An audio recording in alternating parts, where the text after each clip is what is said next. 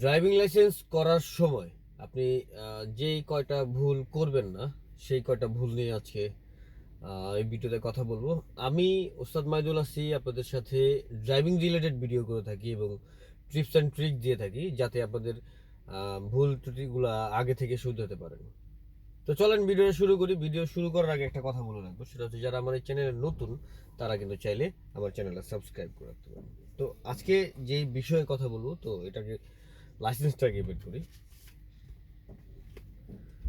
Driving licence আর এই যে দেখতে পাচ্ছেন কিনা, আমি দেখেন, আপনারা হয়তো দেখতে পাচ্ছেন এখানে মোটর বাইক নাই। তো মোটর বাইক না থাকার কারণটা হচ্ছে একটা ছোট্ট ভুল, যেটা আমি 5 বছর যাবত, মানে আমার ড্রাইভিং লাইসেন্সের মেয়াদ শেষ, আমি রিনিউ করতে দিব। তো এখন আপনি এই জিনিসটা 5 বছর কিন্তু আপনাকে নিয়ে ঝুলতে হবে। আপনার যদি নিজস্ব বাইকও থাকে আপনি কিন্তু বাইক চালাতে পারবেন না। যদি সার্জেন্ট ভালো পড়ে বা সার্জেন্ট সাহেব যদি ভালো বুঝে না, তার কাছে লাইসেন্স আছে, তার বাইকের হয়তো কোনো কারণে করতে পারে নাই, কিন্তু এই ধরনের সার্জেন্ট কিন্তু আসলে পাওয়া যায় না। তো আমি যেই ভুলটা করলাম, আমি ভুল করিনি, আমি যাকে দিয়ে লাইসেন্সটা করাইছি সেই ভুলটা করছে। আমি বাইক এবং গাড়ি দুইটাই আমি আমার লাইসেন্সে অ্যাড করতে বলি, কিন্তু সে শুধুমাত্রই আমার গাড়িটা অ্যাড করছে, বাইকটা অ্যাড করে নাই। তো আমি এটা কিন্তু 5 বছর যাবৎ ঝুলতেছি। মাঝখানে কিন্তু অপশন ছিল যে আমি ড্রাইভিং লাইসেন্সের মধ্যে আমার বাইকটা অ্যাড করা, কিন্তু সেক্ষেত্রে যেই পরিমাণে পেরেশানি এবং আপনার সময় নষ্ট হবে, ওর থেকে এটা এভাবে চালানোই ভালো, তাই এভাবেই রেখে দিলাম। আরেকটা জিনিস হচ্ছে, যখন ড্রাইভিং লাইসেন্স করতে যাবেন, ফর্ম ফিল আপ করবেন, যেখানে একদম মেইন ফর্ম ফিল আপটা করবেন, ওইখানে কিন্তু আপনার নাম, ঠিকানা এবং আপনার ইন ডিটেলসটা একটু পারফেক্ট মতো দেওয়ার চেষ্টা করবেন, কারণ অনেক সময় নামে কিন্তু ভুল আসে। তো এই জিনিসগুলা আপনারা একটু ফলো করবেন। ফলো করার কারণে কিন্তু আপনার ড্রাইভিং লাইসেন্সে যে ভোগান্তিটা, ওই ভোগান্তিটা কিন্তু হবে না। আরেকটা জিনিস হচ্ছে, আপনি যখন সিগনেচারটা করবেন ওটা একটু বুঝে শুনে সিগনেচারটা করবেন, কারণ এই সিগনেচারটাই কিন্তু আপনার সকল জায়গায় ব্যবহার করতে হবে।